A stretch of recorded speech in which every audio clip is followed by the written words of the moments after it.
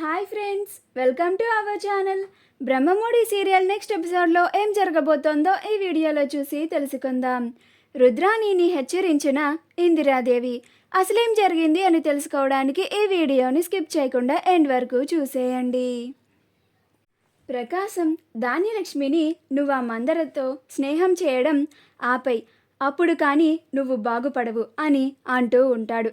అప్పుడు ధాన్యలక్ష్మి, నేనేమి ఆ రుద్రాణిలాగా చేయడం లేదు, మరి నన్ను ఆ రుద్రాణితో పోల్చకండి అని అంటోంది. అప్పుడు ప్రకాశం, నిన్ను కేవలం ఆ రుద్రాణితో పోలిస్తేనే అలా బాధపడుతున్నావే, నువ్వు అచ్చం ఆ మందరతో తోడయ్యి రెండో మందరలాగా ప్రవర్తిస్తున్నావు అని అంటాడు. అప్పుడు ధాన్యలక్ష్మి, ఏవండి, నన్ను మందర అని అనకండి అని అంటుంది. అప్పుడు ప్రకాశం, నువ్వు చెప్పినా కానీ నేను విననే, అంటాను నువ్వు రెండో మందరవి. మొదటి మందర ఎలాగో నా చెల్లికి ఎవరు పోటీ రాలేరు, కానీ రెండో మందర మాత్రం నువ్వే, నీకు కూడా ఎవ్వరూ పోటీ రాలేరు అని అంటాడు. అప్పుడు ధాన్యలక్ష్మి, ఏవండి అని అంటుంది. అప్పుడు ప్రకాశం, ఏంటే అరుస్తున్నావు, నీ అరుపులకి నేనేం భయపడను. నీలానే అనామిక కూడా ఆ మందర చెప్పుడు మాటలు విని తన కాపురాన్ని పాడు చేసుకొని ఇంట్లో నుంచి వెళ్ళిపోయింది. నువ్వు నీ కోడలికి వత్తాసు పలికినట్టే ఆ మందరతో స్నేహం అలవాటు చేసుకొని ఇప్పుడు అందరితో రోజుకొక గొడవ పెట్టుకుంటున్నావు. మా అందరికీ ప్రశాంతత లేకుండా చేస్తున్నావు. నువ్వు ఎప్పటి వరకు అయితే అందరితో ఇలా గొడవలు పెట్టుకుంటూ ఆ రుద్రాణితో చెప్పుడు మాటలు వింటూ ఆ రుద్రాణితో తిరుగుతూ ఉంటావో అప్పటి వరకు నువ్వు ఇలానే బాధపడుతూ ఉండాలి. అసలు ఇన్నేళ్లలో మనకి పెళ్ళైన తర్వాత నుంచి నీ నోట నుంచి ఆస్తి పంపకాల గురించి స్వయంగా నీకెప్పుడైనా ఇలా ఆలోచన వచ్చిందా? కేవలం ఇది ఆ రుద్రాణి చెప్పుడు మాటల వల్లే అని ఇంట్లో ప్రతి ఒక్కరికి తెలుసు అని అంటాడు. నువ్వు ఏనాడైనా కానీ కళ్యాణ్కి అసలు ఏమి ఇష్టమో, కళ్యాణ్కి ఏం కావాలో, వాడికి మనం ఏమి ఇస్తే వాడు సంతోషంగా ఉంటాడో అసలు ఒక తల్లిగా నువ్వు ఆలోచించావా? ఎప్పుడు కళ్యాణ్ నువ్వు చెప్పినట్లుగానే వినాలి, నువ్వు చెప్పినట్లుగా ఆఫీస్కి వెళ్ళాలి అని వాడిని నువ్వు ఆ అనామిక కలిసి బలవంతంగా ఆఫీస్కి పంపించారు. ఇప్పుడు కూడా నాకు అప్పు కొడలుగా అంగీకరించను, నాకు నచ్చలేదు అని వాడిని ఇంట్లో నుంచి వెళ్ళిపోయేలాగా చేశావు. నువ్వు ఎప్పుడైతే కళ్యాణ్ ఇష్టంని నీ ఇష్టంగా ఒక తల్లిగా అప్పుని నీ కోడలిగా అంగీకరించి కళ్యాణ్ ఇష్టాలన్నిటినీ నువ్వు కూడా ఎప్పుడైతే ఇష్టపడతావో అప్పుడే కళ్యాణ్ మనతో తోడుంటాడు, అప్పుడు మనందరం కలిసి ఉండొచ్చు. నువ్వు ఇలా ఉన్నావు కాబట్టే వాడు అక్కడ, మనం ఇక్కడ ఉన్నాము, ఇలా బాధపడుతూ ఉన్నాము. ఒక్కరికి సంతోషం కూడా లేకుండా పోయింది.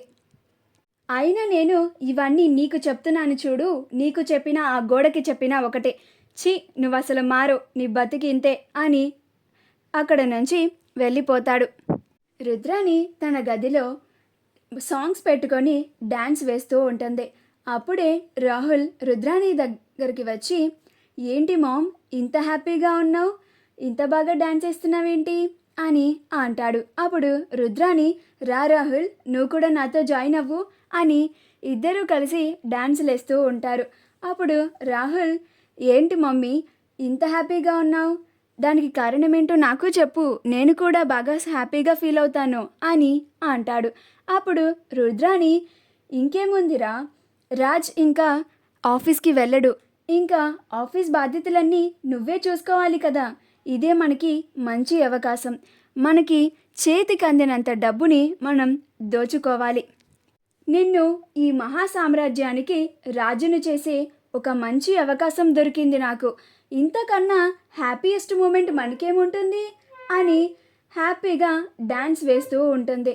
అప్పుడు రాహుల్, అవును మమ్మీ, ఇది మనకి చాలా హ్యాపీయెస్ట్ మూమెంట్ అని ఇద్దరు డ్యాన్సులు వేసుకుంటూ ఉల్లాసంగా ఉత్సాహంగా ఉంటారు. వీళ్ళిద్దరూ డ్యాన్సులు వేసుకోవడం బయట నుంచి స్వప్న చూసి, వీళ్ళస్సలు మారరు, ఇంట్లో వాళ్ళంతా అంతలాగా బాధపడుతూ ప్రశాంతత లేకుండా ఉంటే వీళ్ళు మాత్రం హ్యాపీగా డ్యాన్స్ వేసుకుంటూ ఇలా ఎంజాయ్ చేస్తున్నారు. అంతా నా కర్మ అని అనుకొని అక్కడి నుంచి వెళ్ళిపోతుంది. ఇందిరాదేవి సీతారామయ్యతో, ఏంటి బావా అంత కఠినమైన నిర్ణయాన్ని తీసుకున్నావు అని అంటుంది. అప్పుడు సీతారామయ్య, తప్పలేదు చిట్టి, ధాన్యలక్ష్మి ఇంట్లో రోజుకొక గొడవ చేస్తుంది. అవన్నీ ఇంకా నా వల్ల కాదు, ఎన్ని రోజులని చూస్తూ ఊరుకోమంటావు అని అంటాడు. అప్పుడు ఇందిరాదేవి, అవును బావా, ఈ మధ్య ధాన్యలక్ష్మి ఆ రుద్రాని చెప్పుడు మాటలన్నీ విని రోజుకొక గొడవ చేస్తుంది. చూస్తూ ఉంటుంటే ఆ ధాన్యలక్ష్మి రోజు రోజుకి రెచ్చిపోతుంది. ఈరోజు ఆస్తిని ముక్కలు చేయమని అడిగింది. ముందు ముందు ఇంకెన్ని గొడవలు చేస్తుందో నాకు భయంగా ఉంది బావా అని అంటుంది. అప్పుడు సీతారామయ్య, ఎందుకు చిట్టి భయం, మనం ఉన్నాం కదా, ధైర్యంగా ఎదుర్కొందాం. ఏమైనా సరే మన కుటుంబం ఉమ్మడి కుటుంబంగానే ఉండాలి అని అంటాడు.